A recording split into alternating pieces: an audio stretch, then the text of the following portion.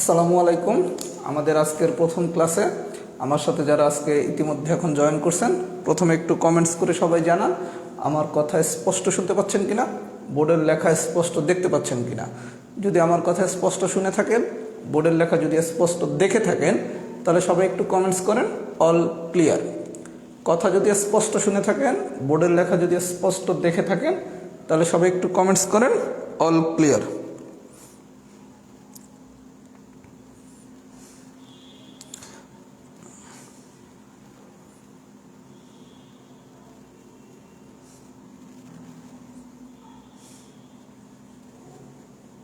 আলহামদুলিল্লাহ ভালো আছি, আপনারা সবাই ভালো আছেন? আচ্ছা, আজকে আমাদের একটা নতুন জার্নি শুরু হবে। জার্নিটা হচ্ছে 44তম বিসিএস প্রিলিসা সকল নিয়োগের জন্য। আশা করি আমরা খুব ভালোভাবেই ইনশাল্লাহ ম্যাথমেটিক্স নিয়ে আমাদের যে প্রত্যাশা আছে, সেই প্রত্যাশার জায়গাটা যদি আমরা সবাই পূরণ করতে পারি, এর জন্য আমার দিক থেকে যতটুকু চেষ্টা করা দরকার ইনশাল্লাহ আমি সেটা করার চেষ্টা করব। পাশাপাশি আপনাদের দিক থেকে যে চেষ্টাটা করা উচিত, আমি আশা করব আপনারা সেই চেষ্টাটা করবেন। আচ্ছা, তাহলে আমি আর কথা না বাড়াই, আমি এখন পড়ানো শুরু করব। আজকে আমি ধারার পার্ট 1 পড়াবো। সবাই খুব মনোযোগ সহকারে কথাগুলো বোঝার চেষ্টা করবেন। আশা করি আমরা চেষ্টা করব ক্লাসেই জানি আমরা ক্লাসের পড়াটা অনেকটুকু শেষ করে ফেলতে পারি। আর অপ্রয়োজনীয় কেউ কোনো কমেন্টস করবেন না। যখন আমি আপনাদের কাছ থেকে ফিডব্যাক নেব, যেটা কি বুঝছেন কিনা অথবা কোনো প্রশ্ন আছে কিনা, শুধুমাত্র তখনই কমেন্টস করবেন। এর বাইরে কেউ অপ্রাসঙ্গিক বা অপ্রয়োজনীয় কোনো ধরনের কমেন্টস করবেন না। কথা কি বুঝতে পারছেন? আচ্ছা, তাহলে আমরা শুরু করি। আচ্ছা, আমরা পড়াবো হচ্ছে ধারা।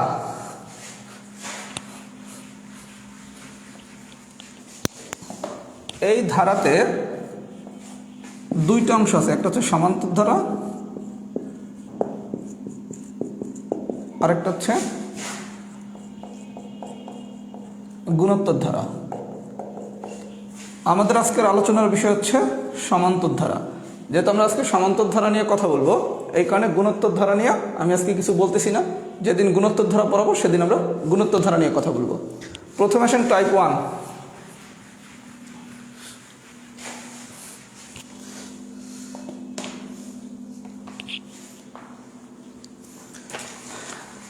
টাইপ 1।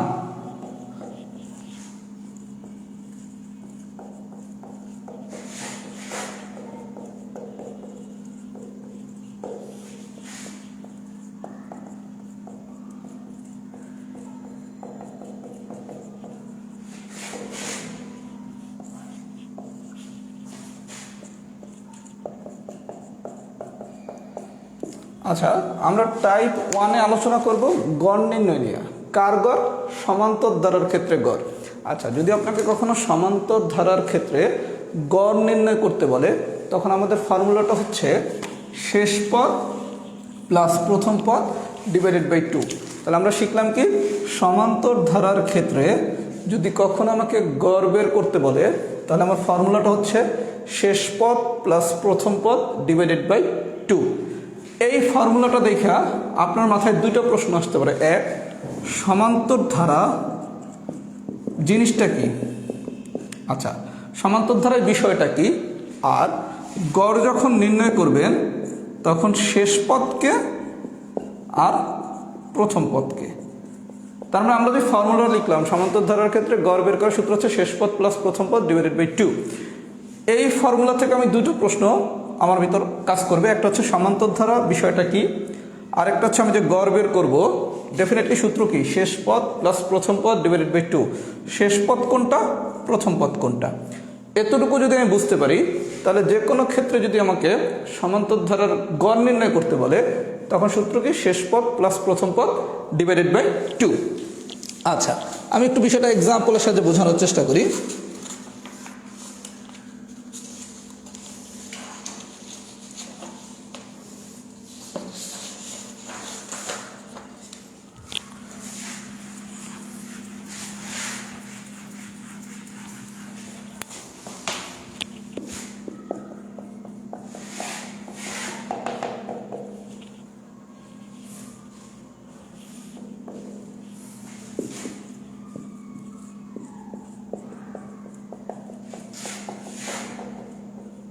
আচ্ছা, দেখেন আমি 1 নম্বর আর 2 নম্বর দুটো ধারা লিখলাম। এখন প্রশ্ন হচ্ছে সমান্তর ধারা জিনিসটা কি। এটা হচ্ছে আমার প্রথম পদ, এটা হচ্ছে আমার দ্বিতীয় পদ, এটা হচ্ছে আমার তৃতীয় পদ।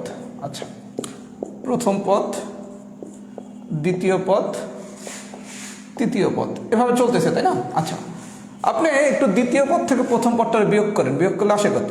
11 থেকে 5 বিয়োগ করলে আসে 6। তৃতীয় পদ থেকে যদি দ্বিতীয় পদের বিয়োগ করেন তাহলে কি 17 থেকে যদি 11 বিয়োগ করি তাহলে আসে কত? 6।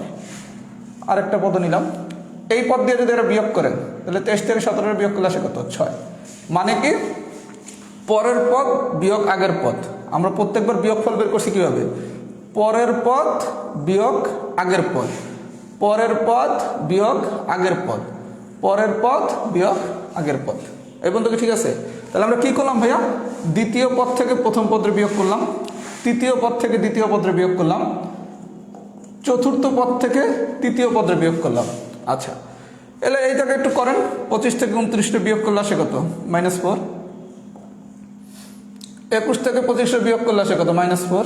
17 থেকে 21 বিয়োগ করলে আসে কত? -4। আচ্ছা, তাহলে বিষয়টা দেখেন, এই যে 6 এটা কি বিয়োগফল,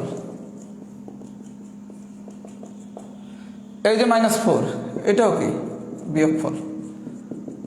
আচ্ছা, বিষয়টা হচ্ছে এরকম, পরপর দুইটা পদের বিয়োগফল যদি একই রকম হয়, পরপর দুইটা পদের বিয়োগফল যদি একই রকম হয় মানে কি সমান হয়, পরপর দুটি পদের বিয়োগফল সমান হলে আমরা তারা কি বলবো? সমান্তর ধারা। তাহলে দেখেন এই যে পরপর দুইটা পদের বিয়োগফল কত? 6। পরপর দুইটা বিয়োগফল কত? 6। পরপর দুইটা পদের বিয়োগফল কত? 6। বিয়োগফল কি সমান হয়েছে না? তাহলে পরপর দুইটা পদের বিয়োগফল যদি সমান হয় তাহলে এটা কি ধারা হবে? সমান্তর ধারা। তাহলে 1 নম্বর কি ধারা? সমান্তর ধারা। অনুরূপভাবে নাম্বার 2, বিয়োগফল কত? -4। বিয়োগফল কত? -4। বিয়োগফল কত? -4। তাহলে পরপর দুইটা পদের বিয়োগফল কি সমান হয়েছে? তার মানে পরপর দুইটা পদের বিয়োগফল যদি সমান হয় আমরা তখন তারা বলবো সমান্তর ধারা। আমি কি বিষয়টা বুঝাইতে পারছি? তাহলে সমান্তর ধারার মনে রাখার একদম সহজ একটা বিষয়টা কি, পরপর দুইটা পদের বিয়োগফল যদি সমান হয় তাইলে হচ্ছে সমান্তর পদ, সমান্তর ধারা। কথা কি বুঝাইতে পারছি? তাহলে সমান্তর ধারা মনে রাখবো কীভাবে? পরপর দুইটা পদের বিয়োগফল যদি সমান হয় তখন আমরা তারে সমান্তর ধারা বলবো। আমি কি এই পর্যন্ত বুঝাইতে পারছি? আচ্ছা, এই পর্যন্ত যদি বুঝাইতে পারি, এইবার আসেন বিষয়টা খুব ইজি। আপনার এইটা হচ্ছে কি প্রথম পদ, এটা হচ্ছে কি প্রথম পদ, তাহলে এইটা কি পদ ভাইয়া? শেষ পদ। এইটা হচ্ছে কি আপনার প্রথম পদ, তাহলে এইটা হচ্ছে কি আপনার শেষ পদ। তাহলে কোনো একটা সমান্তর ধারার প্রথমে যে পদটা থাকে এটা হচ্ছে কি আমার প্রথম পদ, আর শেষে যে পদটা থাকবে সেটা হচ্ছে শেষ পদ। তাহলে আপনি যখন গড় বের করবেন তখন সূত্র ছিল কি? শেষ পদ প্লাস প্রথম পদ ডিভাইডেড বাই 2। তাহলে আমরা কোনটা প্রথম পদ আর কোনটা শেষ পদ সেটাও তো বের করতে পারবো না? এই পর্যন্ত যদি সবাই বুঝে থাকেন, সবাই একটু কমেন্টস করেন বি ডান। বি ডান মানে হচ্ছে বেসিক ডান। এরপর আমি এক্সাম্পল করাবো। এই পর্যন্ত যদি সবাই বেসিকটা বুঝে থাকেন তাহলে সবাই একটু কমেন্টস করেন বি ডান। তাহলে আমরা এখান থেকে বেসিকের সামারিটা কি শিখলাম? পরপর দুইটা পদের যদি বিয়োগফল সমান হয় তখন আমরা তারা বলবো সমান্তর ধারা। সমান্তর ধারার প্রথম যে পদটা সেটা হচ্ছে প্রথম পদ, শেষে যে পদটা আছে এটা হচ্ছে শেষ পদ। এই পর্যন্ত যদি আমরা সবাই বুঝে থাকি, একটু সবাই লিখি বি ডান। এবার আমি টাইপ 1-এর এক্সাম্পলগুলো করাবো। একটু কমেন্টস করেন তো বি ডান নাকি?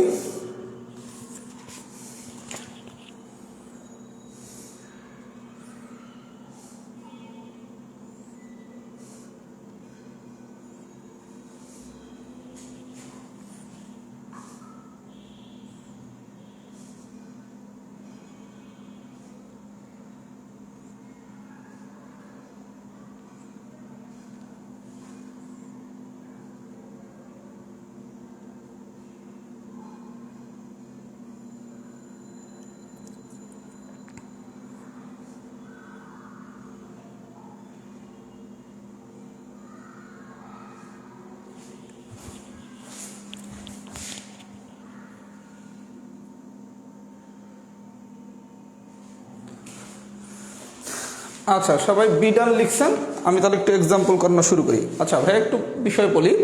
আপনারা যখন কমেন্টস করেন আমি তখন হচ্ছে যখন আমি আপনাদের কাছে জানতে যাবো যে বিষয়টা বুঝছেন কিনা, তখন তো সবাই লিখবেন বি ডান, এক্সাম্পল 1 ডান। তখন আমি কমেন্টসগুলো হাতের মোবাইলে না দেখে যদি আমার পিছনের মোবাইলে দেখি একটু দ্রুত দেখতে পারবো। এর জন্য যখন আমি আপনাদের কাছ থেকে ফিডব্যাক নেব আমি একটু পিছনে যাব, পিছনে গেলে তো আর আমার দেখা যাবে না, তার মানে আবার কেউ ভাইবেন না ভাইয়া চলে গেছে, ভাইয়া আছে পিছনে। আমি একটু ফিডব্যাকটা দেখলাম, আমার 30 সেকেন্ড লাগবে ফিডব্যাক দেখতে, আর মোবাইলে দেখতে একটু বেশি সময় লাগে। আমি কি বুঝাতে পারছি? তার মানে যখন আপনাদের কাছ থেকে আমি কমেন্টস চাবো তখন আমি একটু মোবাইলের পিছনে যাব, তার জন্য আমাকে কিন্তু 30 বা 35 সেকেন্ডের জন্য দেখা যাবে না, ঠিক আছে? আচ্ছা তাহলে ভাইয়া এবার আমরা একটু এক্সাম্পলগুলো সলভ করা শুরু করি। সবাই শীটটার দিকে একটু লক্ষ্য করেন। প্রথমে আসেন এক্সাম্পল নাম্বার 1, 1 নম্বর এক্সাম্পল। 1 নম্বর এক্সাম্পলে কি বলছে দেখেন, 1 থেকে 10 পর্যন্ত সংখ্যাগুলোর গড়, 1 থেকে 10 পর্যন্ত সংখ্যাগুলোর গড়। আচ্ছা 1 থেকে 10 পর্যন্ত সংখ্যাগুলোর গড় বের করতে বলছে। আপনার এই 1 হচ্ছে কি প্রথম পদ, আর 10 হচ্ছে কি শেষ পদ। 1 থেকে 10 পর্যন্ত সংখ্যাগুলোর গড় বের করতে বলছে, তাহলে 1 হচ্ছে প্রথম পদ আর 10 হচ্ছে শেষ পদ।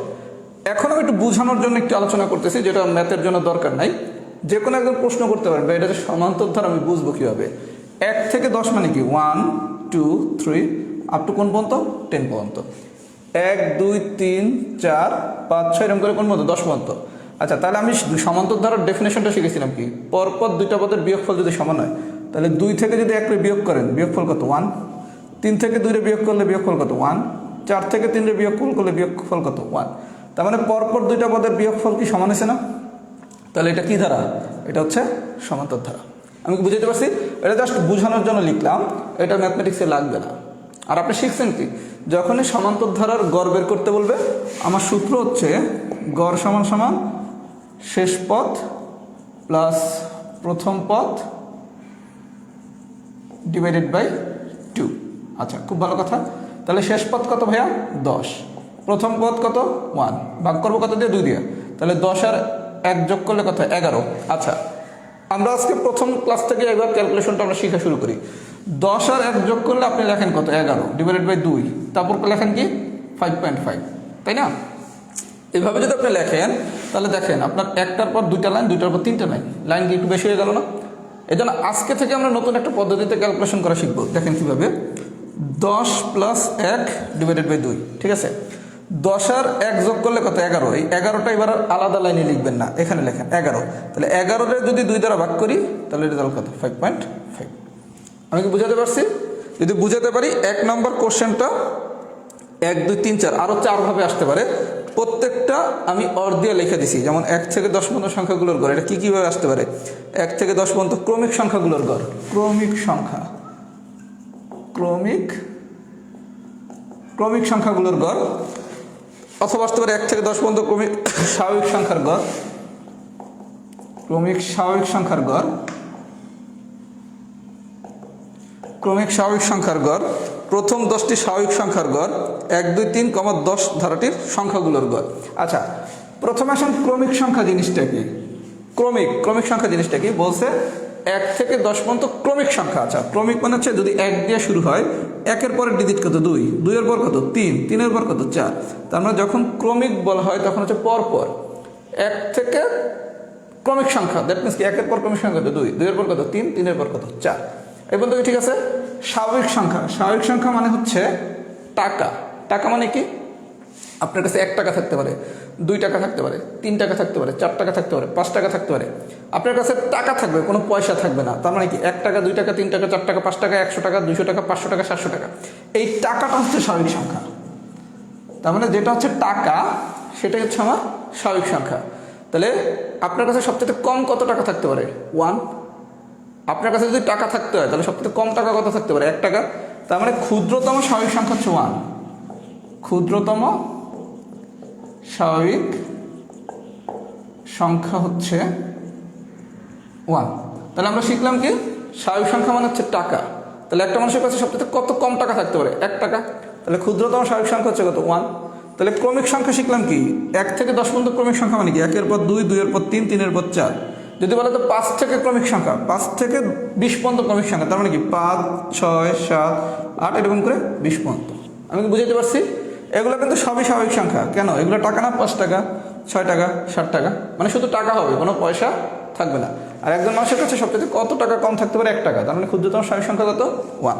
তাহলে আমরা 1 নম্বরের এক্সাম্পলটা আরও যে 4 ভাবে আসতে পারে, সবভাবে আসলে কি পারবো? আমার কথা কি সবাই বুঝছেন? যদি পুরো বিষয়টা বুঝে থাকেন সবাই একটু লেখেন এক্সাম্পল 1 ডান। এই এক্সাম্পল 1টা আরও 4 ভাবে যেভাবে আসতে পারে আমি সবগুলো শিটে দিয়ে দিছি। সবাই একটু কমেন্টস করেন তো এক্সাম্পল 1টা কি পুরো ডান হয়েছে নাকি?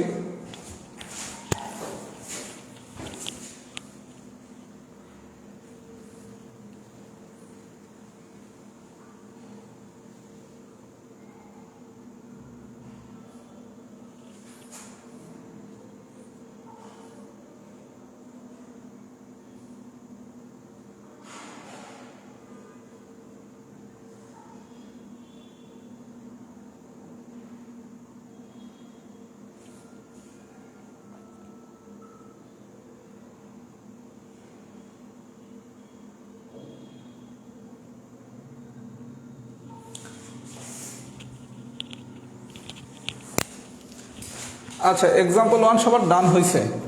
এবার আসেন এক্সাম্পল 3।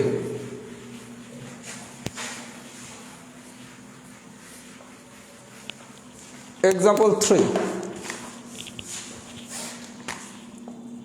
আচ্ছা, তিনি কি বলছে একটু দেখি ভাইয়া। 0 হতে 49 পর্যন্ত, 0 হতে 49 পর্যন্ত ক্রমিক সংখ্যাগুলোর গড় কত? আচ্ছা, 0 হতে 49 পর্যন্ত ক্রমিক সংখ্যাগুলোর গড়। এখন এটা তো একটা সমান্তর ধারা, এটা তো আপনি এখন বুঝছেন, এটা তো আমার আর বুঝিয়ে দেওয়ার দরকার নাই। আচ্ছা, তাহলে 0 হচ্ছে আমার প্রথম পদ আর 49 হচ্ছে আমার শেষ পদ।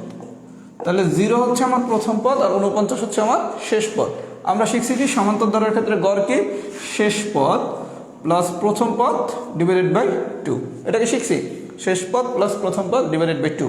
আচ্ছা, এরপর আমি শিখেছি কি ভাইয়া, এতটুকুর যে যোগ এটার আমরা এখন থেকে আলাদা লাইনে করব না। 49-এর সাথে 0 যোগ করলে আসে কত? 49। এই 49-টা যদি 2 দ্বারা ভাগ করি তাহলে অ্যান্সার কত? 24.5। আমি কি বুঝাতে পারছি? তাহলে এটা নিয়ে কি আমার কিছু বলার দরকার আছে? তাহলে এটা দিয়ে যদি আমার কিছু বলার দরকার না থাকে আমি 6 নম্বর কোশ্চেনটা করাই, তারপর আমি পরবর্তী ফিডব্যাক নিচ্ছি।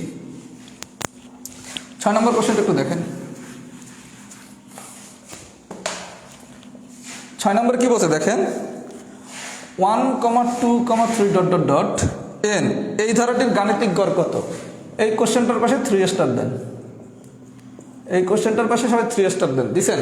আচ্ছা, কি বলছে? 1, 2, 3 ... n এই ধারাটির গাণিতিক গড় কত? গড় বের করতে বলছে। আচ্ছা, আপনি গড় বের করার সূত্র শিখছেন কি? যদি সমান্তর ধারার ক্ষেত্রে হয় তাহলে শেষ পদ প্লাস প্রথম পদ ডিভাইডেড বাই 2। আচ্ছা, এইটা যে একটা সমান্তর ধারা, এটা কি আপনি বোঝেন?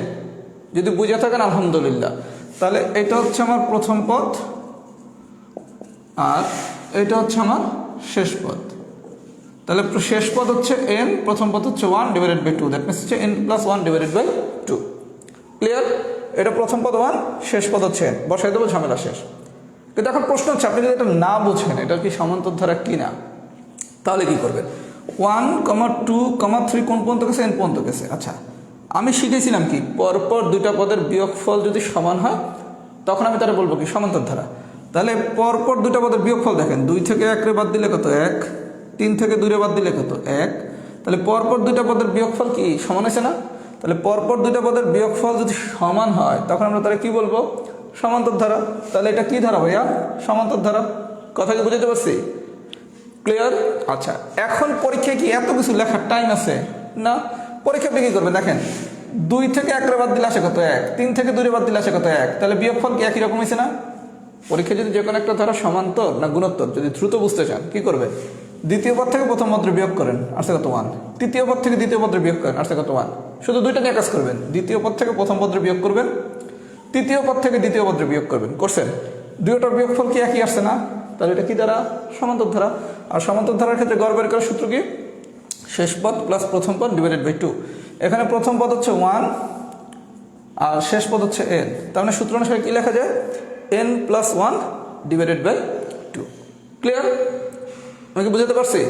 আচ্ছা, যদি বুঝাতে পারি আরও দুইটা ম্যাথ করাই, তারপর আপনাদের কাছ থেকে আমি একটু ফিডব্যাক নেব, ক্লাসটা কেমন হচ্ছে বা আমাদের পড়াশোনার গতি কি আমরা এমন রাখবো না কেমন রাখবো, সব কিছু একটা ওভারঅল ফিডব্যাক আমরা নেব।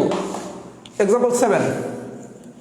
সাথে কি বলছে দেখি, 1 থেকে 50 পর্যন্ত বিজোড় সংখ্যাগুলোর গড়। আচ্ছা 1 থেকে 50 পর্যন্ত এই সংখ্যাগুলোর যদি গড় বের করতে বলতো, লক্ষ্য করেন 1 থেকে 50 পর্যন্ত এই সংখ্যাগুলোর যদি গড় বের করতে বলতো, তখন আপনার 1 হচ্ছে প্রথম পদ, আর 5 হচ্ছে আমার 50 হচ্ছে আমার শেষ পদ। তারপর আমি সমান্তর দ্বারা সূত্র জানি কি, গড়ের শেষ পদ প্লাস প্রথম পদ ডিভাইডেড বাই 2।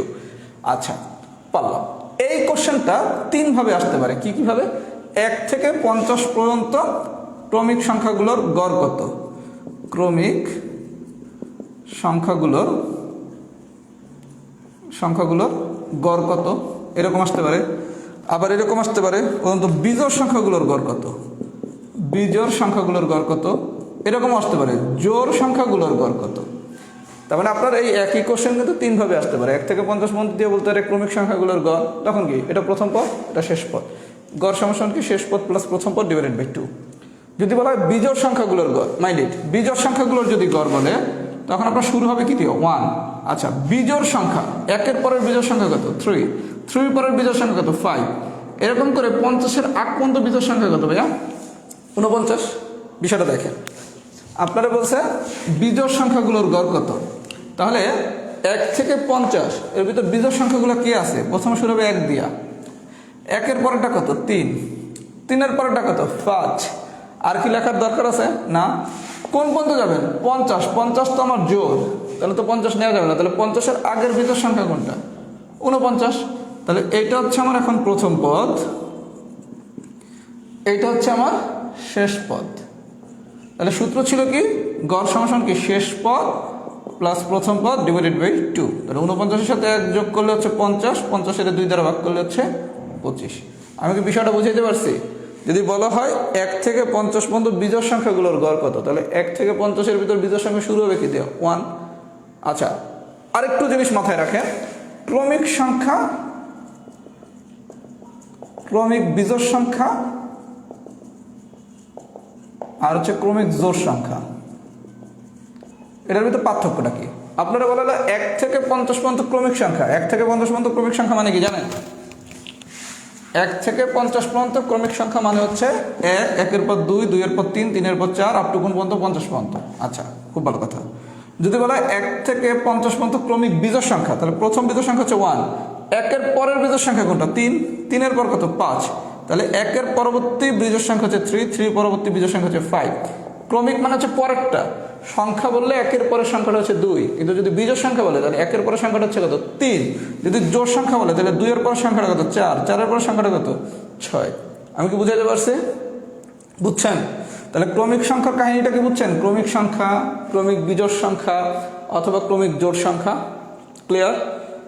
ক্লিয়ার? আচ্ছা যদি ক্লিয়ার হন আমি আরেকটা এক্সাম্পল করা তারপর ফিডব্যাক নিচ্ছি। টাইপ 1-এর এক্সাম্পল নাম্বার 8।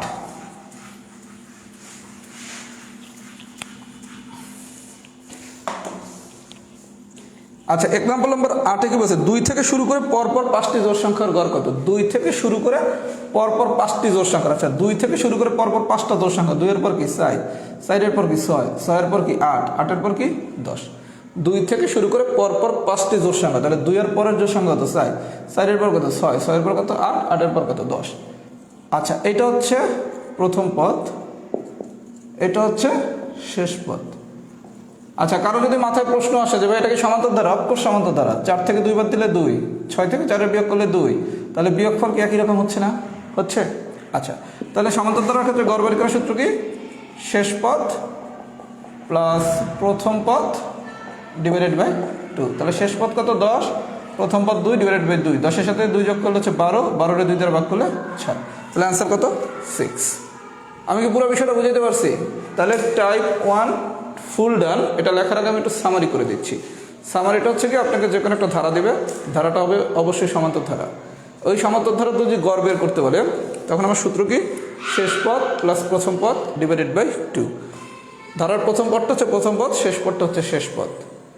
এখন যদি জোড় অথবা বিজোড় দেয় অথবা যদি শুধু সংখ্যা দেয়, ক্রমিক সংখ্যা, এক্ষেত্রে পার্থক্যটা আমরা এখন আশা করি বুঝতে সবাই পারছি। যদি পুরো বিষয়টা বুঝে থাকি তাহলে সবাই একটু কমেন্টস করেন টাইপ 1 ফুল ডান। সবাই একটু কমেন্টস করেন টাইপ 1 ফুল ডান হয়েছে কিনা।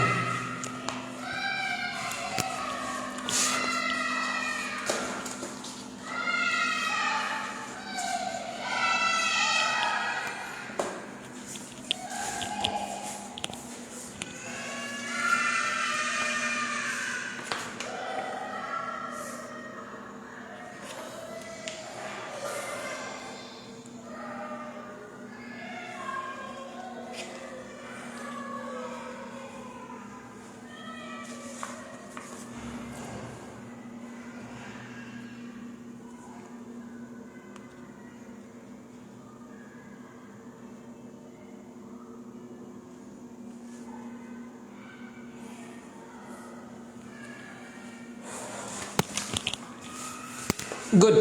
টাইপ 1 যদি ফুল ডান হয়ে থাকে, এবার বরাবর টাইপ 2। আচ্ছা, কারো যদি কোনো কোশ্চেন থাকে, কোশ্চেন তো স্বাভাবিকভাবে থাকতেই পারে।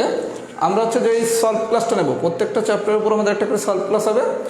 ওই সলভ ক্লাসে আপনি যে জিনিসটা একটু কম বুঝছেন অথবা আপনার যদি কোনো প্রশ্ন থাকে, সেই প্রশ্নগুলোর উত্তর দেওয়া হবে।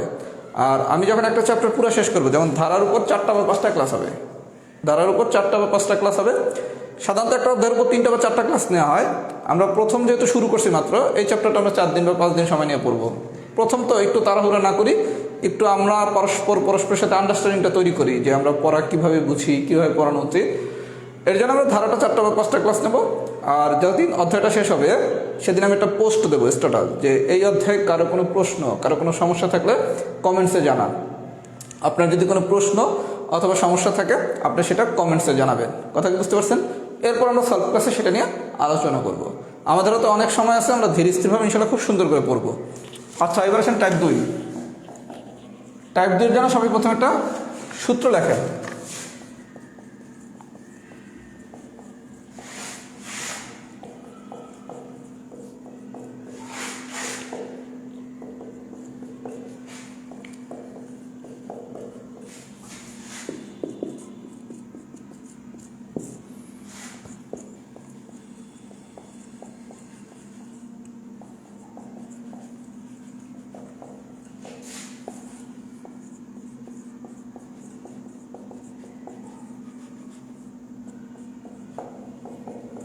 আচ্ছা, আমি একটা সূত্র লিখলাম, তার আগে বিষয়টা সবাই বোঝেন।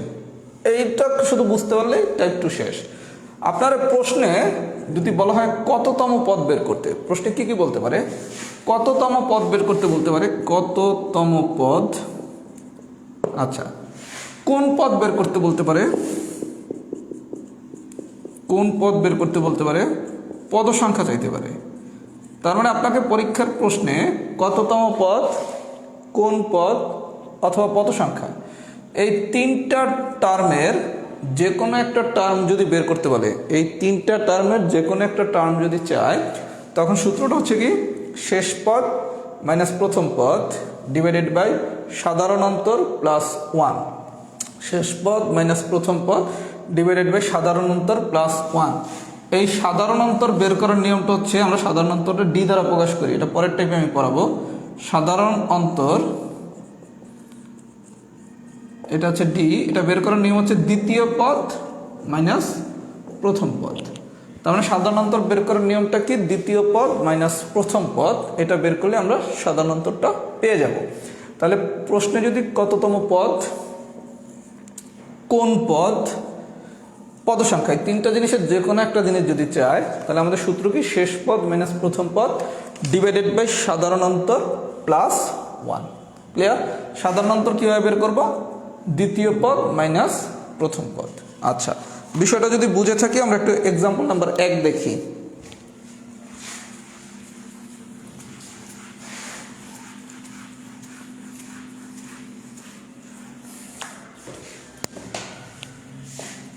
আচ্ছা, 1 নম্বর এক্সাম্পলে কি বলছে দেখেন, 13 plus 20 plus 27 plus 34 plus dot dot dot plus 111 বলা হয়েছে এই ধারাটির পদ সংখ্যা কত? আচ্ছা ভাইয়া, 1 নম্বর কোশ্চেনটা একটু সবাই লক্ষ্য করেন। 1 2 3 4 5, 1 নম্বর কোশ্চেনটা আমার 5টা ফরম্যাটে আসতে পারে। আমি কিন্তু 5টা ফরম্যাটে একের সাথে কোশ্চেনে দিয়ে দিছি। এত ধারাটির পদ সংখ্যা কত? 1 এর 1, 1 এর 2 এ কি আসতে পারে? এত ধারাটির শেষ পদ 111 হলে পদ সংখ্যা কত? এত ধারাটির কততম পদ 111? এত ধারাটির কোন পদ 111? লাস্টের অর্থটা আমি একটু পরে করাচ্ছি। তার মানে এই 1 নম্বর কোশ্চেনটা আরও 4 ভাবে আসতে পারে। কি কিভাবে আসতে পারে আমি আপনাদের এটা লিখে দিছি কোশ্চেনে। আচ্ছা, আপনি শিখছেন কি, কততম পদ, কোন পদ, কিংবা যদি পদ সংখ্যা চায় তাহলে সূত্র কি, শেষ পদ মাইনাস প্রথম পদ ডিভাইডেড বাই সাধারণ অন্তর প্লাস 1। এই শিখছেন না? আচ্ছা, এবার আসেন, এটা হচ্ছে কি আমার প্রথম পদ, এটা হচ্ছে কি আমার শেষ পদ। আচ্ছা, খুব ভালো কথা। এটা হচ্ছে প্রথম পদ, এটা হচ্ছে শেষ পদ। আচ্ছা, সাধারণ অন্তর বের করার জিনিসটা শিখেছি কি, দ্বিতীয় পদ মাইনাস প্রথম পদ। আচ্ছা, তাহলে দ্বিতীয় পদ হচ্ছে 20, প্রথম পদ হচ্ছে 13, তাহলে সাধারণ অন্তর কত? 7। সাধারণ অন্তর কি 7 না? সাধারণ অন্তর হচ্ছে 7। তাহলে আপনারা শিখছেন কি, শেষ পদ মাইনাস প্রথম পদ ডিভাইডেড বাই সাধারণ অন্তর প্লাস 1। সাধারণ অন্তর বাইর করবো কীভাবে, দ্বিতীয় পদ মাইনাস প্রথম পদ। তাহলে আমি কি সব কিছু পেয়ে গেছি না? এখন বসান, শেষ পদ কত 111, প্রথম পদ কত 13, সাধারণ অন্তর কত 7 প্লাস 1। 111 থেকে যদি 13 বাদ দেন, বাদ দিলে আসে কত, এরকম কেটে দেন, কেটে লেখেন 98, লিখছেন, কেটে দিয়ে লিখলেন 98। এখন এটা কাটাকাটি করেন, 7 1 7, 28 14, তাহলে 14 এক যোগ করলে 15। আমি কি বুঝাইতে পারছি? তাহলে এই ধরনের কোশ্চেন কি হবে, হয় বলবে পদ সংখ্যা, অথবা বলবে কততম পদ, অথবা বলবে কোন পদ। যাই বলুক না কেন, আমার সূত্র কি, শেষ পদ মাইনাস প্রথম পদ ডিভাইডেড বাই সাধারণ অন্তর প্লাস 1। এবারে আমি ভ্যালুগুলো বসাই দেবো, আমাদের গান শেষ। এই পর্যন্ত কি বুঝছেন? যদি বুঝে থাকেন, একের একদম শেষের অটটা এটার পাশে 3 স্টার দেন। একের একদম শেষের অটটা এটার পাশে 3 স্টার দেন।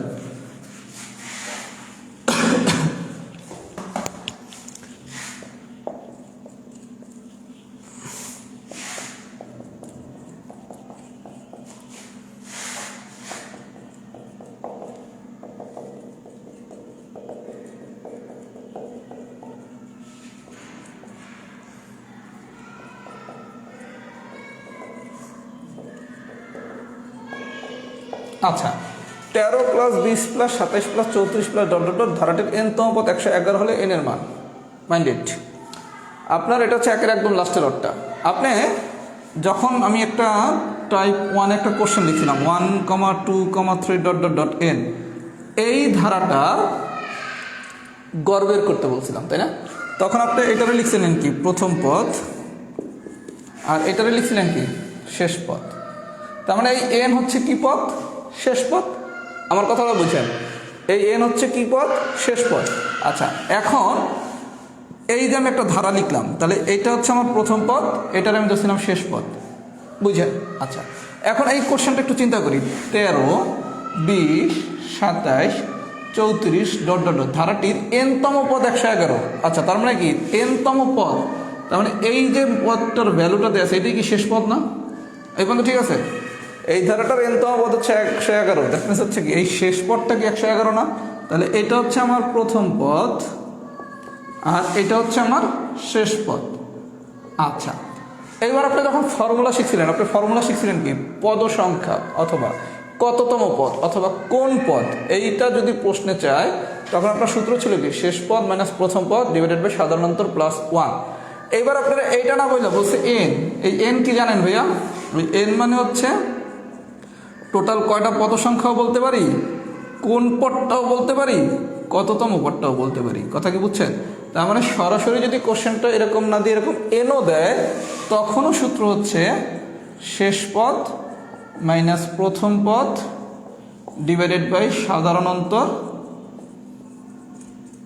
প্লাস 1। মানে এইটা পদ সংখ্যাও বলা যায়, এটারে কোন পদ বলা যায়, এটারে কততম পদ বলা যায়, এটারে এনও বলা যায়। আমি কি কথা বুঝাইতে পারছি?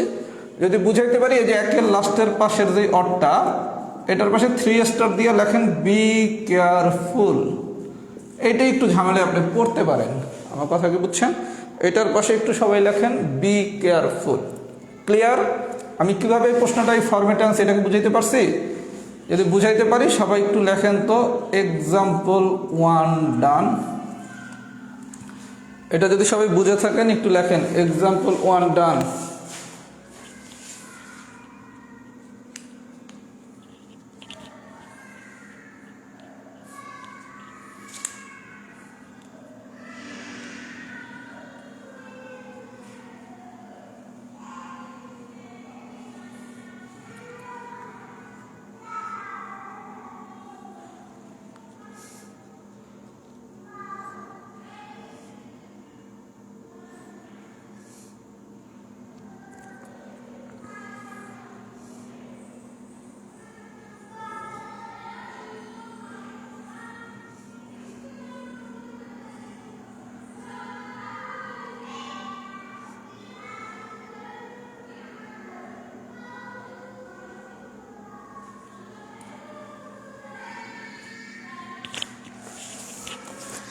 আচ্ছা, এক্সাম্পল 1 মোটামুটি সবাই বুঝছেন।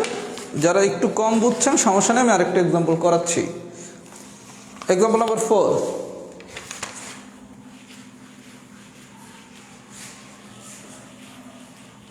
যারা ভালো বুঝছেন ভালো কথা, যারা কম বুঝছেন আরেকবার করাবো। এরপরে কোনো সমস্যা থাকলে তো সলভ ক্লাস আছে, আর আমাদের তো অনেক সময় আছে ভাইয়া। ইনশাল্লাহ আমরা সময় নিয়ে খুব সহজ করে মজা করে ম্যাথটা শিখবো। আচ্ছা, একটু বাম পাশে থেকে লিখি।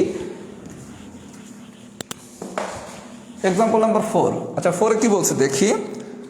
11 + 9 + 7 + 5 এত ধারাটির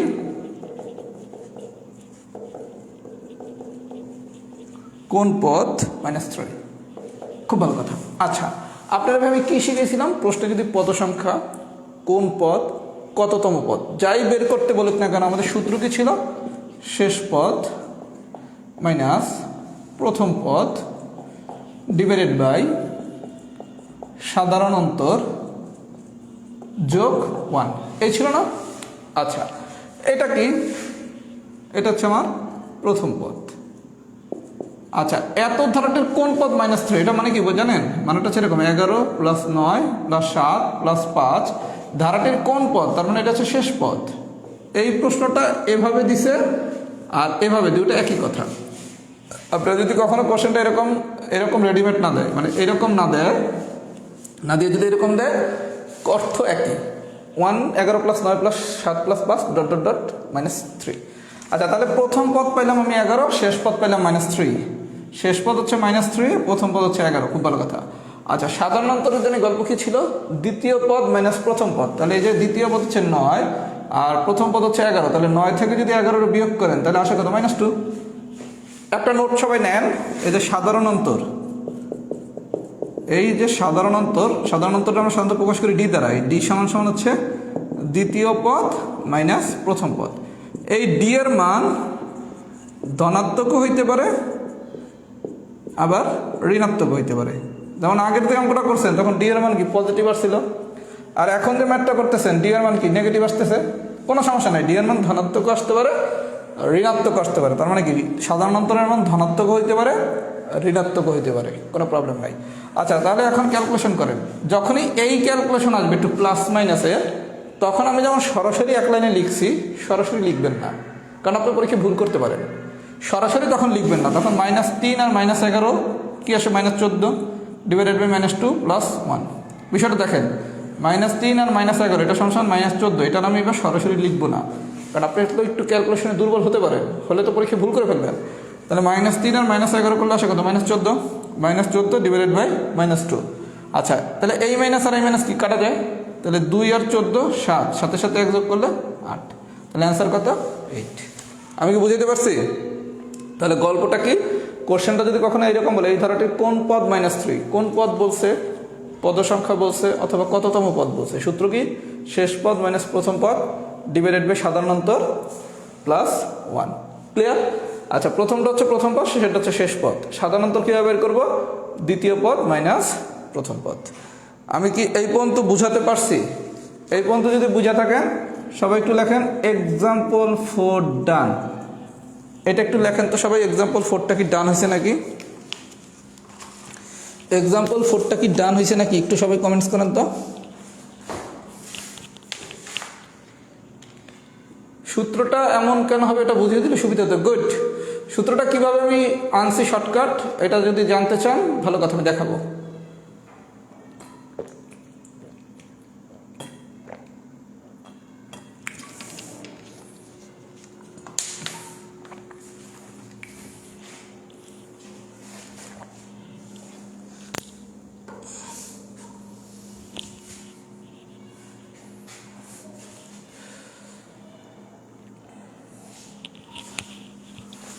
আচ্ছা, এক্সাম্পল 4 ডান হয়েছে। এই সূত্রটা আমি কীভাবে আনছি, যে শেষ পদ মাইনাস প্রথম পদ ডিভাইডেড সাধারণ অন্তর প্লাস 1। আমি টাইপ 4টা পড়ানোর পর আমাকে যখন একজন মনে করি আমি দেখাই দেবো। মানে টাইপ 4টা পড়ানোর পর একটু মনে করে দিন ভাইয়া। ওইটা আনছি n-তম পদ সমান a + n-1 * d, এই সূত্র দিয়া। যে প্রশ্নটা করছেন n-তম পদ সমান a + n-1 * d, এই সূত্র দিয়ে বানানো হয়েছে। টাইপ 4 পড়ানোর পর একটু মনে করে দিন। আচ্ছা, এবার আছেন কোশ্চেন নাম্বার 10, 11, 12, 13। এই চারটা ম্যাথে খুব ইম্পর্টেন্ট। 10, 11, 12, 13 চারটা ম্যাথই ইম্পর্টেন্ট, চারোটার পাশে 3 স্টার দেন। 10, 11, 12, 13 10 থেকে 13 এই চারটা ম্যাথই 3 স্টার দেন, দিছেন? আচ্ছা এবার আসেন 10 নম্বর কোশ্চেনটা একটু দেখি। 10 কি বলছে দেখেন, 15 থেকে 69 পর্যন্ত কতগুলো পদ আছে যা 3 দ্বারা বিভাজ্য? 15 থেকে 69 পর্যন্ত কতগুলো পদ আছে যা 3 দ্বারা বিভাজ্য? আচ্ছা খুব ভালো কথা। 15 থেকে 69 পর্যন্ত কতগুলো পদ আছে? আচ্ছা 15 দিয়ে পদ শুরু হবে তাই না, আর শেষ হবে কি দিয়া? 69 দিয়া। বিষয়টা বোঝেন বিষয়টা। 15 থেকে 69 পর্যন্ত কতগুলো পদ আছে যা 3 দ্বারা বিভাজ্য? তাহলে 15 থেকে 69 এই যদি হয় আমার পদের রেঞ্জ, তাহলে শুরু হবে কি দিয়া? 15 দিয়া, শেষ হবে কি দিয়া? 69 দিয়া। আচ্ছা বলছে কি 3 দ্বারা বিভাজ্য। আচ্ছা 3 দ্বারা যদি বিভাজ্য হইতে, 15 কি 3 দ্বারা বিভাজ্য? হ্যাঁ 3 দ্বারা তো বিভাজ্য, 5 হয়। 69 কি 3 দ্বারা বিভাজ্য? হ্যাঁ বিভাজ্য। আচ্ছা তাহলে 15-র পর 3 দ্বারা বিভাজ্য সংখ্যা কি? 18। তারপরটা কি? 21। তারপরটা কি? 24। এতগুলো লেখার কোনো দরকার নাই। আর শেষেরটা কত? 69। তার মানে আমরা 15 থেকে 69 পর্যন্ত বলা হয়েছে, 15 থেকে 69 পর্যন্ত কতগুলো পদ আছে যা 3 দ্বারা বিভাজ্য? তাহলে 15 থেকে শুরু, শেষ হয়েছে 69 দিয়ে। খুব ভালো কথা। তাহলে 3 দ্বারা বিভাজ্য, 15 তো 3 দ্বারা বিভাজ্য হয়। যে কোনো একজন কোশ্চেন করতে পারতেন, যদি বিভাজ্য না হয় আরেকটা এক্সাম্পল দিয়ে বোঝাচ্ছি। 15 থেকে শুরু, তাহলে 15-র পরবর্তী 3 দ্বারা বিভাজ্য সংখ্যা কত? 18। তারপর এটা কত? 21। আর নেওয়ার দরকার নেই, নিলেন। আচ্ছা এটা হচ্ছে কি আমার প্রথম পদ, এটা হচ্ছে কি আমার শেষ পদ। এটা হচ্ছে আমার প্রথম পদ, এটা হচ্ছে আমার শেষ পদ। আচ্ছা পদ সংখ্যা চাইছে কি? কতগুলো পদ আছে, তার মানে কি পদ সংখ্যা চাইছে? আচ্ছা পদ সংখ্যা চাইলে সূত্র কি? শেষ পদ মাইনাস প্রথম পদ ডিভাইডেড বাই সাধারণ অন্তর প্লাস 1। এই তো ঠিক আছে কোয়েল ভাইয়া। এবার দেখেন প্রথম পদ হচ্ছে কি 15, আর শেষ পদ কত? 69। 69 মাইনাস 15। আচ্ছা এবার আছে সাধারণ অন্তর। সাধারণ অন্তর তো 3 হবে, কেন? 3 দ্বারা বিভাজ্য। আর যদি 3 সরাসরি বেসিক দিয়ে লেখেন, 3 দ্বারা বিভাজ্য হইতে হলে তো সাধারণত 3ই হইতে হবে। আর যদি বেসিক দিয়ে না লেখা নর্মাল নিয়মে আসেন, তাহলে কি 18 থেকে 15 বাদ দিলে বিয়োগ করলে কত আসে? 3। 21 দিয়ে 18 বিয়োগ করলে আসে কত? 3। তাহলে আমরা সাধারণত শিখছি কি? দ্বিতীয় পদ মাইনাস প্রথম পদ। তাহলে 18 থেকে 15 বিয়োগ করলে আসে কত? 3। আমার কথা কি সবাই বুঝছেন? যারা বেসিক দিয়ে করবেন তারা সরাসরি তো বুঝতেছেন সাধারণত 3, কারণ 3 দ্বারা বিভাজ্য হইতেছে না। তাহলে 15-র পরটা কি? 18। 18-র পরটা কত? 21। 21-এর পরটা কি? 24। তাহলে প্রত্যেকটা ডিফারেন্স কত? 3 হয়ে যাবে না? আর যারা বেসিকটা দিয়ে না বুঝবেন তারা হচ্ছে কি সাধারণ অন্তর মানে কি? দ্বিতীয় পদ মাইনাস প্রথম পদ। তাহলে 69 মাইনাস 15 ডিভাইডেড বাই 3 প্লাস 1। আমি বুঝাইতে পারছি? আমি আর ক্যালকুলেশনটা দেখাচ্ছি না, পারা কি যাবে? তাহলে আপনারা যদি বলা হয় 15 থেকে 69 পর্যন্ত, 15 থেকে 69 পর্যন্ত কতগুলো পদ আছে যা 3 দ্বারা বিভাজ্য, এটা আমরা পারবো। এখন প্রশ্ন হচ্ছে, একটু কোশ্চেনটা যদি ঘুরে আসে, কোশ্চেন নাম্বার 13 একটু মনোযোগ সহকারে ভাই দেখেন, তাহলে পুরো বিষয়টা ক্লিয়ার হয়ে যাবে। এবার আসেন 13।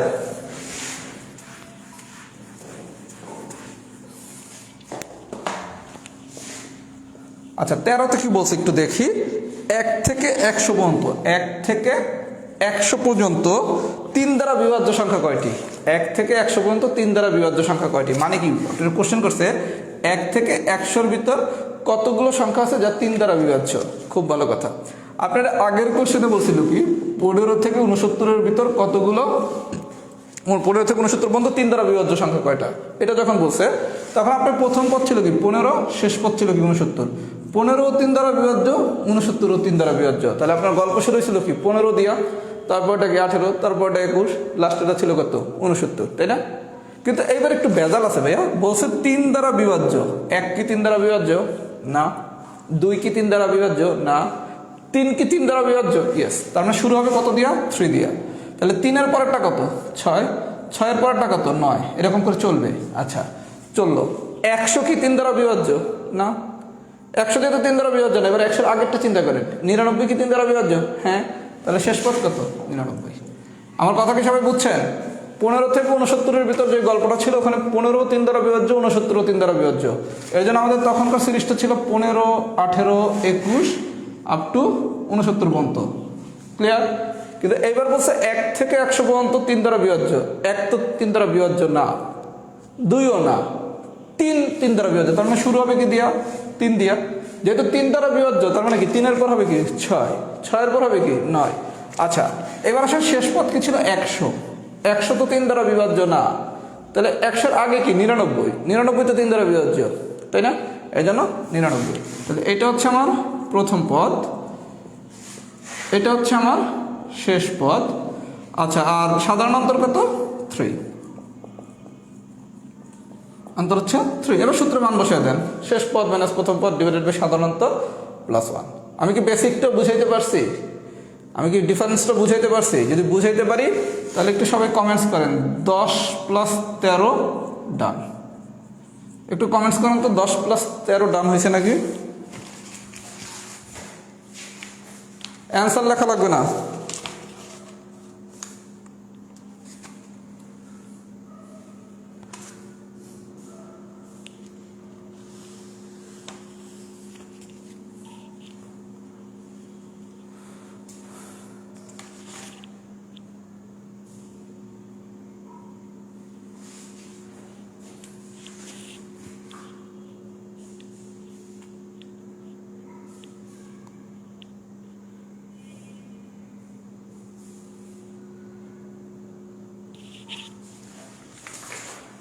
গুড, 10 + 13 ডান হয়েছে। আচ্ছা, টাইপ 2 এর লাস্ট অঙ্ক। টাইপ 2 এর লাস্ট অঙ্ক নম্বর হচ্ছে 11। আচ্ছা, 11 নম্বর কোশ্চেনটা দেখেন, বলছে কি 12 ও 96-র মধ্যে এই দুইটি সংখ্যা সহ কয়টি সংখ্যা 4 দ্বারা বিভাজ্য? 12 ও 96-র মধ্যে, 12 ও 96-র মধ্যে এই দুইটি সংখ্যা সহ কয়টি সংখ্যা 4 দ্বারা বিভাজ্য? তাহলে 12 থেকে 96, খুব ভালো কথা। আচ্ছা, লক্ষ্য করেন 12 কি 4 দ্বারা বিভাজ্য? বিভাজ্য। 96 কি 4 দ্বারা বিভাজ্য? বিভাজ্য। যদি 12 4 দ্বারা বিভাজ্য না হইতো তখন আমি দেখতাম কি 12-র পরের সংখ্যা কত? 13। 13 কি 4 দ্বারা বিভাজ্য? 13 না হলে দেখতাম কি 14। মানে প্রথমে যেটা দেয়া থাকবে আর শেষে যেটা দেয়া থাকবে, যার দ্বারা বিভাজ্য বলবে 3 বলুক, 4 বলুক, 5 বলুক, আপনি প্রথমে দেখবেন এটা কি সেই সংখ্যা দ্বারা বিভাজ্য কিনা। যদি বিভাজ্য হয় তাহলে প্রথম পদ 12, বুঝছেন? প্রথম পদ 12। যদি বিভাজ্য না হইতো তাহলে 12-র পরেরটা কি? 13। দেখতেন 13 কি বিভাজ্য কিনা। যদি 13 বিভাজ্য হয় তাহলে 13 প্রথমটা, যদি 14 বিভাজ্য হয় তাহলে 14 প্রথমটা। ক্লিয়ার? আচ্ছা, 4 দ্বারা বিভাজ্য, তাহলে 12-র পরে 4 দ্বারা বিভাজ্য কত? 16, তারপর 20, এরকম করে কি 96। ক্লিয়ার? আচ্ছা, তাহলে প্রথম পদ কি? 12, শেষ পদ কি? 96। সাধারণ অন্তর কত? 12 থেকে 16 থেকে 12 বাদ দিলে 4, সাধারণ অন্তর 4। আর যাদের বেসিক দিয়ে করতে চান, যত দ্বারা বিভাজ্য বলবে সাধারণ অন্তর তত। 3 দ্বারা বিভাজ্য বললে সাধারণ অন্তর 3, 4 দ্বারা বিভাজ্য বললে সাধারণ অন্তর 4, 5 দ্বারা বিভাজ্য বললে সাধারণ অন্তর 5। তার মানে আমরা এখান থেকে কি জিনিসটা শিখলাম? আপনাকে যে দুইটা ডিজিট দিবে, একটা প্রথম দিবে, একটা শেষ দিবে না, একটা প্রথম পদ দিবে, একটা শেষ পদ দিবে। যার দ্বারা বিভাজ্য বলবে আপনি প্রথমে দেখবেন প্রথম পদটা কি তার দ্বারা বিভাজ্য কিনা। যদি তার দ্বারা বিভাজ্য হয় তাহলে আমার 12ই হচ্ছে প্রথম পদ। ক্লিয়ার? কোনো কারণে যদি 12 দ্বারা বিভাজ্য, 4 দ্বারা যদি 12 বিভাজ্য না হয় তখন দেখবেন 12-র পরের সংখ্যাটা কি? 13। 13 হইলে 13 প্রথম পদ। যদি 13 না হয় তাহলে দেখবেন কি 14। 14 না হলে দেখবেন কি 15। আমি কি বুঝাইতে পারছি? আমি কি বুঝাইতে পারছি? যদি বুঝাইতে পারি, টাইপ 2 ফুল ডান, টাইপ 2 ফুল ডান। আচ্ছা, টাইপ 2 ফুল ডান। এবার আমি 1 মিনিট একটু কথা বলে পরবর্তী টাইপে যাচ্ছি। টাইপ 2 যদি বুঝে থাকেন সবাই লেখেন টাইপ 2 ফুল ডান। আচ্ছা, পড়ানোর আমি সিস্টেমটা একটু বলে দিই। আমি ঠিক যেভাবে পড়াবো এবং আপনারা ঠিক যেভাবে পড়বেন। আমি অলরেডি টাইপ 1 করাইছি। টাইপ 1 অঙ্ক ছিল কটা? 8টা। আচ্ছা, টাইপ 2 ম্যাথ ছিল কটা? 13টা। আমি কি সবগুলো ম্যাথ করাইছি? না। আমার ক্লাস আজকে শেষ হওয়ার পর পরবর্তী ক্লাস হবে কবে? সোমবার দিন রাত 10টায়। আপনাদের ক্লাস কি? শনি, সোম, বুধ রাত 10টায়। তার মানে আমি আগামী ক্লাস সোমবার দিন রাত 10টায় নেওয়ার আগে আমি আজকে যেই কয়টা টাইপ করাবো প্রত্যেকটা টাইপের সবগুলা এক্সাম্পল সমাধান করবেন। একদম সবগুলো, একটা এক্সাম্পলও শিটের বাদ দেওয়া যাবে না। সবগুলো এক্সাম্পল সমাধান করবেন, করে একটা নোট বানাবেন, মানে অ্যাসাইনমেন্ট যেটাকে বলা হয়। এই অ্যাসাইনমেন্টের উপর একটা কথা লিখবেন। কথাটা হচ্ছে এরকম, আমারে ভাইয়া ডাকবেন, ঠিক আছে, কিন্তু নোটে লিখতে হবে স্যার রাহাত স্যারের অনলাইন ব্যাচের নোট, অনলাইন ব্যাচের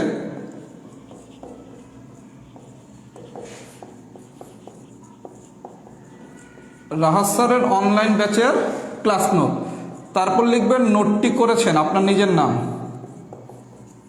নোটটি করেছেন আপনার নিজের নাম লিখবেন। এরপর এটা একটা বক্সে আটকাবেন। আপনি যে নোটটা করবেন নোটের প্রথম পেজে মানে এক কোণা দিয়া যে পেজটাতে শুরু করবেন এক কোণা দিয়ে লিখবেন রাহাত স্যারের অনলাইন ব্যাচের ক্লাস নোট। এখানে স্যার লিখতে হবে, আমাকে ভাইয়া ডাকেন, আমি ভাইয়া ঠাকুরতেই পছন্দ করি, কিন্তু এখানে স্যার লিখবেন রাহাত স্যারের অনলাইন ব্যাচের ক্লাস নোট। নোটটি করেছেন নিজের নাম লিখবেন, লিখে আমি যেই গ্রুপটাতে পড়াচ্ছি আপনাদের যে পেইড ব্যাচ 44তম BCS সহ সকল নিয়োগের ব্যাচ, এখানে আপলোড করবেন। আমার কথা কি বুঝছেন? এটা সবাই করবেন। এটা করলে আপনার লাভ কি? আপনি মনে করেন একটা ম্যাথ পারেন না, যখন সবাই নোটটা আপলোড করবে, টাইপ 1-এর 5 পারেন না, তখন আপনি কি করবেন? যে কোনো একজনের নোট থেকে দেখবেন যে 5 নম্বর অঙ্কটা সে পারছে কিনা, যে সে পারে, আপনি তো ওখান থেকে দেখেই শিখে নিলেন। তার মানে পরস্পর সহযোগিতা হবে এটা দিয়া। এই জন্য প্রত্যেকে ক্লাস করে ক্লাস নোটটা আপলোড করবেন। আপলোড করলে আপনার যেটা হচ্ছে একটা তাগিদ থাকবে যে আমার পড়াটা তো দিনের পর দিনে শেষ করতে হবে। আমার কথা কি সবাই বুঝছেন? যেদিন যা পড়াবো, পরের দিন যেদিন ক্লাস নেব, পরবর্তী ক্লাসের আগে যে কোনো মূল্যে ক্লাসের পড়াটা শেষ করবেন। কোনো কারণে যদি লাইভ ক্লাস করতে না পারেন, অবশ্যই চেষ্টা করবেন সোমবার দিন রাত 10টার আগে যে কোনো মূল্যে আজকের ক্লাসটা করে নিতে। মানে আমি পরের ক্লাস নেওয়ার আগেই আপনার পুরো ক্লাস করতে হবে, পুরো ক্লাসের ক্লাস নোট করতে হবে। আপনি যদি এটা পেন্ডিং রাখেন, মানে না করেন, এক সপ্তাহ যদি ক্লাস না করেন, তাহলে কিন্তু 3টা ক্লাস আপনার জমে যাবে। ক্লাস করছেন, ক্লাসের পড়া যদি না পড়েন, তাইলেও কিন্তু 3 দিনের পড়া জমে যাবে এক সপ্তাহে। তখন আপনি কিন্তু পড়া থেকে পিছিয়ে যাবেন, অথবা আমার সাথে আর তাল মিলাতে পারবেন না।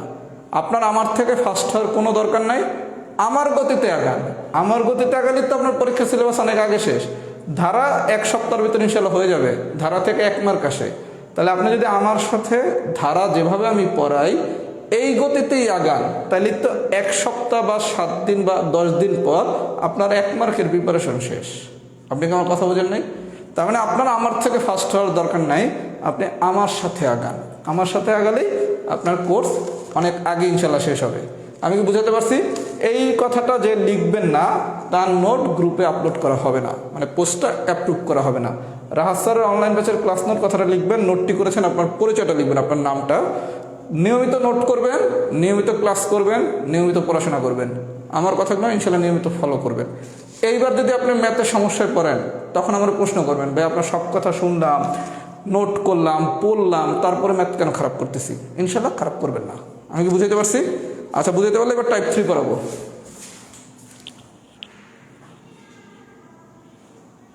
আচ্ছা, এবার আসেন টাইপ 3। আমাকে মেথডটা বুঝছেন? আমি ঠিক কোন মেথডে আগাতে চাচ্ছি?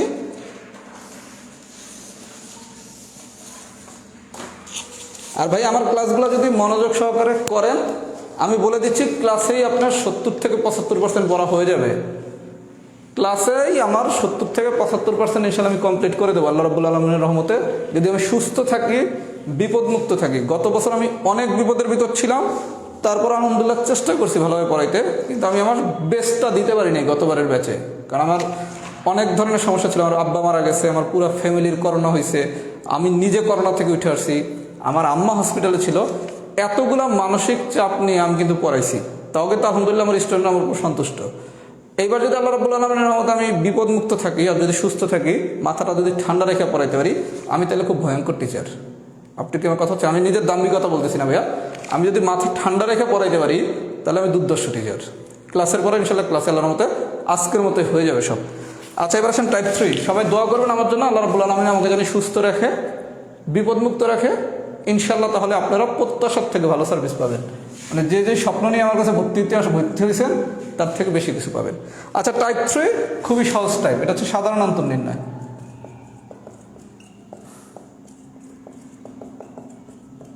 সাধারণ অন্তর নির্ণয়। আচ্ছা, আপনাদের আমি একটু শিখিয়ে দিচ্ছি ভাইয়া। সাধারণ অন্তর মানে কি? ডি।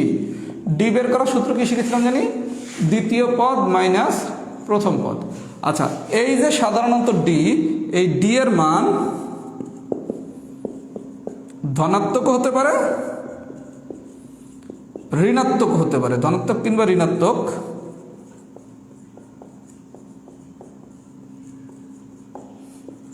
দুটোই হতে পারে। আচ্ছা, তাহলে আমরা কি শিখলাম? সাধারণ অন্তর হচ্ছে ডি। ডি মানে হচ্ছে দ্বিতীয় পদ মাইনাস প্রথম পদ। আচ্ছা, এই ডি এর মান কি ধনাত্মক কিংবা ঋণাত্মক দুইটাই হতে পারে। এটা কি সবাই লিখছে? এটা তো আমরা সবাই জানি। আরেকটা জিনিস আমাকে একটু অতিরিক্ত শিখতে হবে, সেটা হচ্ছে এই ডি মানে সাধারণত ডি, আপনাকে যদি একটা সমান্তর ধারার প্রথম পদ আর তৃতীয় পদ দিয়ে, প্রথম পদ আর তৃতীয় পদ দিয়ে দ্বিতীয় পদ চাইলে একটা শর্টকাট শেখাচ্ছি, এটা আমি একটু পরে ম্যাথ দিয়ে দেখাবো। শর্টকাটটা হচ্ছে এরকম, আপনাকে একটা সমান্তর ধারার প্রথম পদ আর তৃতীয় পদ মানে কি 2, 6, 10, এটা একটা সমান্তর ধারা, তাই না? এই জায়গার মাঝখানের পদটা দেয় নাই, এটা কি প্রথম পদ, এটা হচ্ছে কি তৃতীয় পদ, আর এটা হচ্ছে কি দ্বিতীয় পদ। যদি বিষয়টা এরকম হয়, আপনার প্রথম পদ আর তৃতীয় পদ দিয়া যদি কখনো সমান্তর ধারার দ্বিতীয় পদ চায়, বিষয়টা দেখেন, আপনার প্রথম পদ আর তৃতীয় পদ দিয়া যদি কখনো দ্বিতীয় পদটা চায়, তখন এই দ্বিতীয় পদ বের করার সূত্র হচ্ছে প্রথম পদ প্লাস তৃতীয় পদ ডিভাইডেড বাই 2। শর্টকাটটা বুঝছেন? এই প্রথম পদ আর তৃতীয় পদটা যোগ করেন, তাহলে 10 আর 2 যোগ করলে কত? 12, 12 2 দ্বারা ভাগ করলে কত? 6, তাহলে দ্বিতীয় পদ কত? 6। তার মানে কখনো যদি আপনাকে প্রথম পদ আর তৃতীয় পদ দিয়া দ্বিতীয় পদ চায়, এরূপ ক্ষেত্রে দ্বিতীয় পদ বের করার শর্টকাটটা হচ্ছে কি প্রথম পদ প্লাস তৃতীয় পদ ডিভাইডেড বাই 2। আমি কি বিষয়টা বুঝাইতে পারছি? যদি বুঝে আমি একটু ম্যাথ দিয়ে বিষয়গুলো দেখাই দিতেছি। প্রথমে আসেন এক্সাম্পল নাম্বার 1।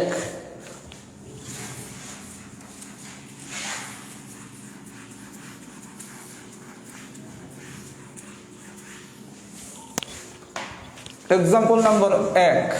আচ্ছা, 1 নম্বর এক্সাম্পল কি বলছে দেখেন, 2 - 5 - 12 - 19 এত দিয়ে বলছে ধারাটির সাধারণ অন্তর বের করতে। আচ্ছা, সাধারণ অন্তর মানে কি? ডি। আচ্ছা, আমরা ডি বের করার সূত্র জানি, কি শিখছি? দ্বিতীয় পদ মাইনাস প্রথম পদ। আচ্ছা ভাইয়া, এইটা হচ্ছে আমার প্রথম পদ আর এইটা হচ্ছে আমার দ্বিতীয় পদ। তার মানে দ্বিতীয় পদ হচ্ছে কি আমার -5 আর প্রথম পদ হচ্ছে আমার 2, তাহলে -5 - 2 মানে কি -7। আমি কি বুঝাইতে পারছি? খুবই সিম্পল জিনিস। সাধারণ অন্তর বের করতে বলছে, সাধারণ অন্তর বের করার সূত্র কি? দ্বিতীয় পদ মাইনাস প্রথম পদ। দ্বিতীয় পদ হচ্ছে কত? -5 আর প্রথম পদ হচ্ছে কত? 2। দ্বিতীয় পদ থেকে প্রথম পদ বিয়োগ করেন, গল্প শেষ। ক্লিয়ার? আচ্ছা, এত সোজা ম্যাথে পরীক্ষা আপনি ভুল করতে পারেন। অঙ্ক নাম্বার 2 এর পাশে লেখেন বি কেয়ারফুল। বি কেয়ারফুল মানে কি জানেন? যেই কোশ্চেনটা আপনি পরীক্ষায় ভুল করতে পারেন, এর জন্য যেই কোশ্চেনের পাশে আমি বি কেয়ারফুল বলবো, এই কোশ্চেনটা একটু বেশি মনোযোগ দিয়ে করবেন। কথা বুঝতে পারছেন? আচ্ছা, 2 নম্বর কোশ্চেনটা কি বলছে? 2 নম্বর কোশ্চেনটা বলছে -20 - 17 - 14 - 11 এত, এটা সাধারণ অন্তর বের করতে বলছে। ভাই খুব মনোযোগ সহকারে দেখেন, এটি কিন্তু পরীক্ষায় ভুল করার মতো কোশ্চেন। আচ্ছা, সাধারণ অন্তর মানে কি? দ্বিতীয় পদ মাইনাস প্রথম পদ। আচ্ছা, আপনার আমি কি শিখেছি? এটা হচ্ছে আপনার দ্বিতীয় পদ আর এটা হচ্ছে কি আপনার প্রথম পদ। আচ্ছা, তাহলে দ্বিতীয় পদ কত? -17 মাইনাস মাইন্ড, দ্বিতীয় পদ মাইনাস প্রথম পদ, দ্বিতীয় পদ মাইনাস। আচ্ছা, এবার প্রথম পদটা একটু ব্র্যাকেট দিয়ে লেখেন ভাইয়া। আমার কথা কি সবাই বুঝছেন? সূত্রটা কি? দ্বিতীয় পদ মাইনাস প্রথম পদ। তাহলে দ্বিতীয় পদ আমি দ্বিতীয় পদের মতো লিখলাম, মাইনাস প্রথম পদটা লেখার সময় এবার একটু ব্র্যাকেট দিয়ে লিখবেন, তা নাহলে কিন্তু ভুল হয়ে যাবে। তাহলে কি দাঁড়ায়? -17 মাইনাসে মাইনাসে প্লাস, তার মানে কি +20। তাহলে 20 থেকে -17 বাদ দিলে 3। এই ক্যালকুলেশনটা কিন্তু অনেকেই ভুল করতে পারেন, বি কেয়ারফুল। আমি কি বিষয়টা বুঝাইতে পারছি? দ্বিতীয় পদ মাইনাস প্রথম পদ, এখানে দ্বিতীয় পদ হচ্ছে -17, এই হচ্ছে সূত্রের মাইনাস, এই সূত্রের মাইনাস। আর প্রথম পদে এবার মাইনাস বিষয় দেওয়া থাকতে পারে, শুধু বিষয় দেওয়া থাকতে পারে। আমি কি বুঝাতে পেরেছি? আমি কি বুঝাতে পারছি? যদি বুঝাতে পারি সবাই একটু লেখেন তো এক্সাম্পল 2 ডান। সবাই একটু লেখেন তো এক্সাম্পল 2 ডান।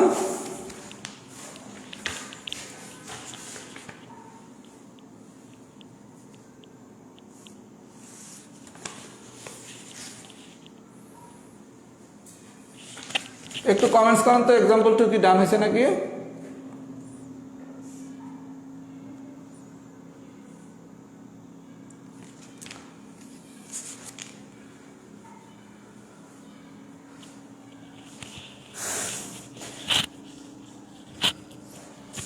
এক্সাম্পল 2 কি ডান হয়েছে নাকি? কমেন্টস করেন। আচ্ছা, আজকে প্রায় 500-র উপরে স্টুডেন্ট ক্লাস করতেছেন, আলহামদুলিল্লাহ আমি খুবই খুশি হয়েছি। কিন্তু এই খুশিটা আমি আরও অনেক বেশি হব যদি আপনারা শেষ সময় পর্যন্ত এরকম স্পিডটা ধরে রাখেন। আজকে ব্যাচের প্রথম ক্লাস, স্বাভাবিকভাবে সবাই ক্লাস করবে। যত দিন যায় আপনাদের পড়াশোনার প্রতি আগ্রহটা তত কমে যায়, স্বাভাবিকভাবেই কমবে, কারণ পড়াশোনা তো খুব বেশি আনন্দদায়ক জিনিস না। আমি তখন নিজে স্টুডেন্ট ছিলাম, আমার কাছে কি পড়াশোনা আনন্দদায়ক ছিল? বিষয়টা তো তা না। কিন্তু বিষয়টা হচ্ছে আপনাকে মোটিভেশনটা এভাবে নিতে হবে, এই জিনিস আপনাকে পারতে হবে কেন? একটা চাকরি পাওয়ার জন্য। তার মানে আপনি যদি চাকরি পাইতে চান, এই জিনিস এই বছর হোক, 2022 হোক, 23 হোক, 24 হোক, যেই সালেই হোক, কোনো এক সালে এই জিনিসগুলো শিখেই আপনাকে চাকরিটা পাইতে হবে। মাথায় রেখেন, চাকরি পাইতে হলে আপনার এগুলো পারাই লাগবে। এইবার পারেন, আগামী বছর পারেন, 3 বছর পর পারেন। তার মানে চাকরি পাইতে হলে যেহেতু এগুলো পারাই লাগবে, তাহলে আপনি 3 বছর পরে পারবেন কেন? এই বছরই পারেন। তাহলে তো এই বছর পারলে কি এই বছরই একটা চাকরি পেয়ে গেলেন, তাহলে তার কষ্ট করে ভবিষ্যতে পড়া লাগবে না। আমাদের অ্যাডমিশন টেস্টে এক ভাইয়া হচ্ছে কেমিস্ট্রি ক্লাস নিতেন, উনি ঢাকা মেডিকেল থেকে পাশ করছিলেন। ওই ভাইটা খুব সুন্দর কথা বলছিল যে কেমিস্ট্রি একটা বিক্রিয়া, পরে উনি বলছিল যে এই বিক্রিয়াটা তোমার তো চান্স পেতে জানাই লাগবে।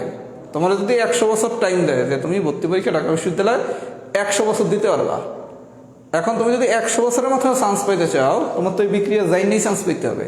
তাহলে যেহেতু যাইনেই চান্স পাইতে হবে, তাহলে তুমি 100 বছর অপেক্ষা করবা কেন? এই বছরই শিখো, শিখে চান্স পাও, বাকি 99 বছর এইসব জিনিস থেকে দূরে থাকো।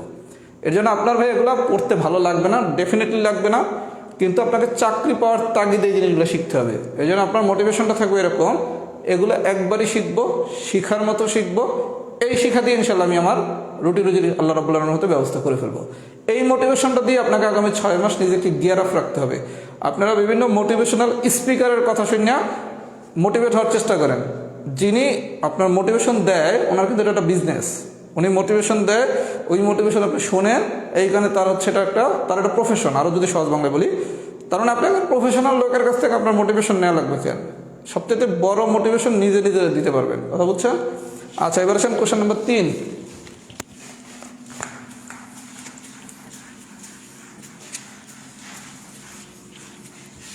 3 নম্বর কোশ্চেনে কি বলছে একটু দেখি তো।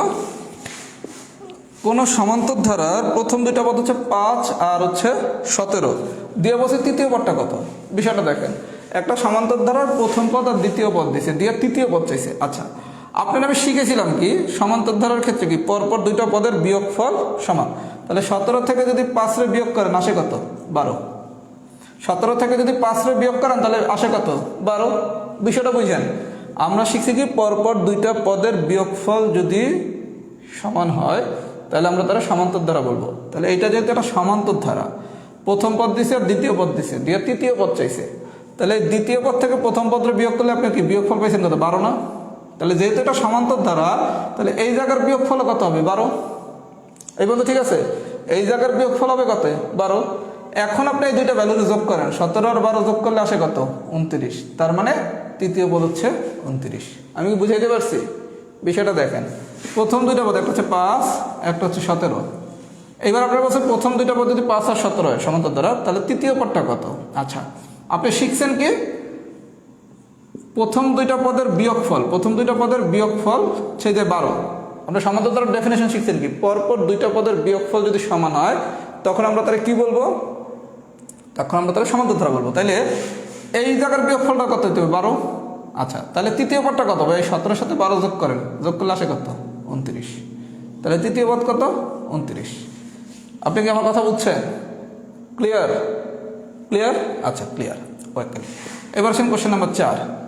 4-এ কি বলছে? কোন সমান্তর ধারার প্রথম পদ হচ্ছে 11 আর তৃতীয় পদ হচ্ছে 23, চাইছে দ্বিতীয় পদ। এইটার আমরা হচ্ছে এই কনসেপ্টে যাব না, চাইলে এই কনসেপ্টে এগুলো করা যায় 4 নম্বর। কিন্তু এটা আমরা একটা শর্টকাট সূত্র তো শিখছি, একটা সমান্তর দ্বারা যদি প্রথম পদ আর যদি তৃতীয় পদ দেওয়া থাকে তখন দ্বিতীয় পদ বের করার আমি শর্টকাটটা শিখেছিলাম কি? দ্বিতীয় পদ বের করার শর্টকাটটা শিখেছিলাম প্রথম পদ প্লাস তৃতীয় পদ ডিভাইডেড বাই 2।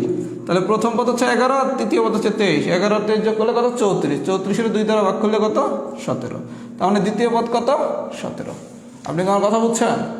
দ্বিতীয় পদ কত? 17। তার মানে প্রথম পদ আর তৃতীয় পদ দিয়ে যদি কখনো দ্বিতীয় পদ চায়, শর্টকাট কি প্রথম পদ প্লাস তৃতীয় পদ ডিভাইডেড বাই 2।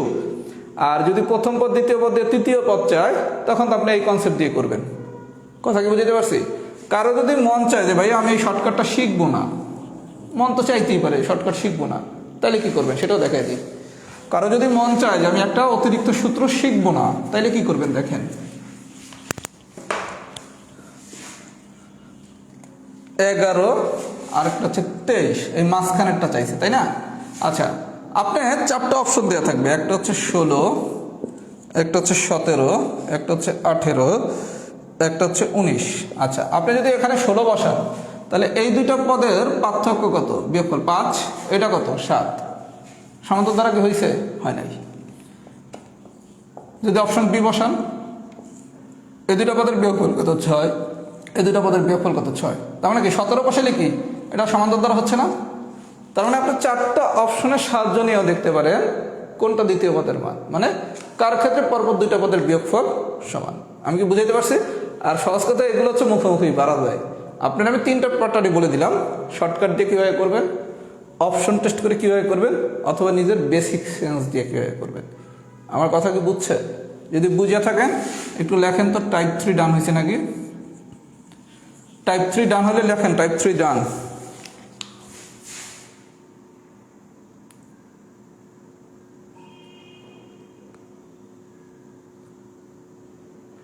আকাশ হোসেন, আপনার কোশ্চেনটা বুঝি নাই। এক্সাম 1 2 5, আকাশ হোসেনের কোশ্চেনটা আমি বুঝি নাই, একটু কোশ্চেনটা একবার করেন।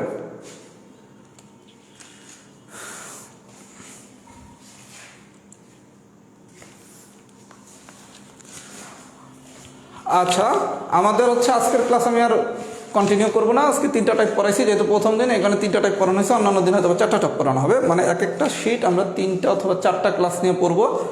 এরপরে যদি সময় লাগে আমরা সেভাবেই সময় দিয়ে পড়বো। হাতে অনেক সময় আছে, আশা করা যায় 44 মিনিটে আমরা একটা ভালো হ্যান্ডসাম সময় পাবো। আজকের মতো উৎসাহ নিয়ে ক্লাস করবেন। এবার একটু ফাইনাল ফিডব্যাক দেন, ফুল ক্লাস ডান হয়েছে কিনা। যদি ফুল ক্লাস ডান হয় সবাই একটু লেখেন তো, ফুল ক্লাস ডান। আচ্ছা, এবার আমি একটু কথা বলি, কথাগুলো একটু মনোযোগ সহকারে শোনেন, তারপর হচ্ছে লিভ নিয়েন, আগেই লিভ নিয়েন না। ফুল ক্লাস ডান লেখেন যারা পুরো ক্লাসটা বুঝছেন, আর আমার কথা 5 মিনিট শুনবেন, এরপর আমরা গুড বাই দেবো বা গুড নাইট বলবো। আমাদের পরবর্তী ক্লাস হচ্ছে সোমবার রাত 10টায়। এখন থেকে আমাদের প্রতিটা ক্লাসই কি শনি সোম বুধ এভাবে রাত 10টার সময় হবে। আজকে শীটের টাইপ 1 2 3 পড়ানো হয়েছে, আগামী ক্লাস থেকে এই শীটের টাইপ 4 থেকে পড়ানো হবে। ক্লাসের সময় শীটটা হাতে রাখবেন, কথা কি বোঝা গেছে? আচ্ছা, 10টার ক্লাস কোনো কারণে টেকনিক্যাল প্রবলেমে 5-7 মিনিট এদিক সেদিক হতে পারে, 10টা 5-এ শুরু হতে পারে, 10টা 7-এ শুরু হতে পারে। অধৈর্য হবেন না, যেহেতু এটা টেকনিক্যাল ব্যাপার, নেটওয়ার্কের ব্যাপার, ধৈর্যশীল হতে হবে। পুরো বিষয়টা হচ্ছে ম্যাথ শিখতে হলে ধৈর্য থাকতে হবে। আপনার যদি ধৈর্য না থাকে ম্যাথ কখনো শিখতে পারবেন না। আর আমি আজকের ক্লাসের পর এখন একটা পোস্ট দেব যে আপনার ওভারঅল আজকের ক্লাসটা কেমন হয়েছে, আপনি আপনার মূল্যায়নটা লিখবেন, কথা কি বুঝছেন? এই মূল্যায়নটা পরে আমি পরবর্তী ক্লাসগুলো কিভাবে নেব তার একটা সিদ্ধান্ত নেব, কথা কি বুঝছেন? আর আমি প্রতিনিয়ত হয়ে চেষ্টা করি আজকের ক্লাস যেমন হয়েছে পরবর্তী দিনের ক্লাসটা জানি তার থেকে বেটার হয়, তারপরের ক্লাসটা জানি আর একটু বেটার হয়। মানে আমি জানি প্রতিদিনই আপনার কাছে নতুন কিছু নিয়ে আসতে পারি। যখন আপনার কাছে আমি প্রতিদিনই নতুন কোনো কিছু নিয়ে আসবো, আমার আসার প্রতি আপনার একটা আলাদা আকর্ষণ থাকবে। আরে কালকে ভাইয়ের ক্লাসে তো নতুন কিছু শিখবো, সুতরাং ক্লাসটা করি। তার মানে আপনার ভিতর যখন আমি এই ইন্টারেস্টটা তৈরি করতে পারবো, তখন আমার ক্লাস কখনোই আপনার কাছে বিরক্তিকর লাগবে না, এবং আমার ক্লাস তখন অলওয়েজ আপনার কাছে একটা আলাদা এক্সাইটমেন্ট কাজ করবে। এই আগামী ক্লাসে তো নতুন কিছু ভাইয়া শিখাবে, এই চেষ্টাটা আমি ইনশাল্লাহ লাস্ট দিন পর্যন্ত করবো, এবং আলহামদুলিল্লাহ আমি এটা 43 মিনিটে সাকসেসফুলি করতে পারছি। আমি প্রতিটা ক্লাসে চেষ্টা করবো আপনার কাছে নতুন কিছু নিয়ে আসতে, যাতে আপনি কখনোই বোর না হন। যে 5 মাস 6 মাস লং টাইম তো বিরক্ত লাগবে। আমার ক্লাস যারা প্রথমেই এখন ব্যাচে ভর্তি করতেছেন তাদেরকে আমি দায়িত্ব নিয়ে বলতেছি, আমার ক্লাস যত ডে বাই ডে যাবে আপনার কাছে তত বেশি ইনশাল্লাহ ভালো লাগবে। এগুলো ভাই আমি কনফিডেন্সের জন্য বলতেছি আপনার, এবং রিয়েলিটিটা বলতেছি। ইনশাল্লাহ ঠিকমতো ক্লাস করেন, ক্লাস নোটগুলো ঠিকমতো করেন, আমাকে ঠিকমতো ফলো করেন, আলহামদুলিল্লাহ 2 থেকে 3 সপ্তাহের ভিতর আপনার ম্যাথের ভীতি আর বিন্দু মাত্র থাকবে না। আগামী ক্লাসে আমরা খুব মজার জিনিস পড়বো, ইনতম পদ যেগুলো আপনারা পারতেন না, সমষ্টি নির্ণয় অনেক কিছুই পারতেন না, এগুলো আমরা শিখবো। তারপরের দিন গুণোত্তর ধারা শিখবো, এরপর সূচক শিখবো, লগারিদম শিখবো, এভাবে আমি ইনশাল্লাহ সবই সহজ করে শিখবো। তাহলে ফুল ক্লাস ডান হয়েছে কিনা একটু কমেন্টস করেন। আর আমাদের নেক্সট ক্লাস সোমবার রাত 10টায়। কোনো দিন যদি আমি কোনো কারণে ক্লাস নিতে না পারি, আমি নিজেই গ্রুপে স্ট্যাটাস দিয়ে জানিয়ে দেবো যে আজকের ক্লাসটা হবে না। আমার কথা কি বুঝছেন? কেউ কখনো ম্যাথমেটিক্স শেখার ক্ষেত্রে অধৈর্য হবেন না, একটু ধৈর্যশীল হন, ইনশাল্লাহ আমরা ভালোভাবেই ম্যাথটা শেখার চেষ্টা করব। আর আমার হাতের লেখা কিন্তু যথেষ্ট খারাপ ছিল, আমি চেষ্টা করতেছি হাতের লেখার মান ইমপ্রুভ করতে। যারা আমার রাহাত জগন্নাথে ক্লাস করছে অথবা 43 পিলির ব্যাচে পড়ছে, আমার বিরুদ্ধে কিন্তু স্টুডেন্টের একটা অভিযোগ ছিল, ভাই আপনার হাতের লেখা এত খারাপ কেন? আমি কিন্তু হাতের লেখা আজকে আগের থেকে অনেক ইমপ্রুভ করার চেষ্টা করছি, যদিও অনেক ইমপ্রুভ এখনো হয় নাই, হইতে সময় লাগবে। তার মানে কি, আপনারা আমাকে যদি গঠনমূলক সমালোচনা করেন অথবা আমার যদি কোনো ত্রুটি থাকে এটা যদি ধরাইয়া দেন, আমি কিন্তু অবশ্যই সেটা নিয়ে কাজ করি। যদি আমার মানে সমালোচনাটা জেনুইন হয়, আমার তো হাতের লেখা আসলেই খারাপ, আমি কিন্তু ইমপ্রুভ করার চেষ্টা করছি, ইনশাল্লাহ ডে বাই ডে আরও ইমপ্রুভ হবে। এর জন্য আমার কোনো দিক যদি আপনার অপছন্দ হয়, আমার গঠনমূলক সমালোচনা করবেন, কোনো সমস্যা নাই, আমি সেখান থেকে শিক্ষা নেব। আবার প্রশংসাও করবেন যদি ভালো লাগে পড়ানো, কারণ আপনার সমালোচনা হচ্ছে আমাকে শিক্ষা দিবে, আপনার প্রশংসা আমাকে নতুন করে রিচার্জ করবে।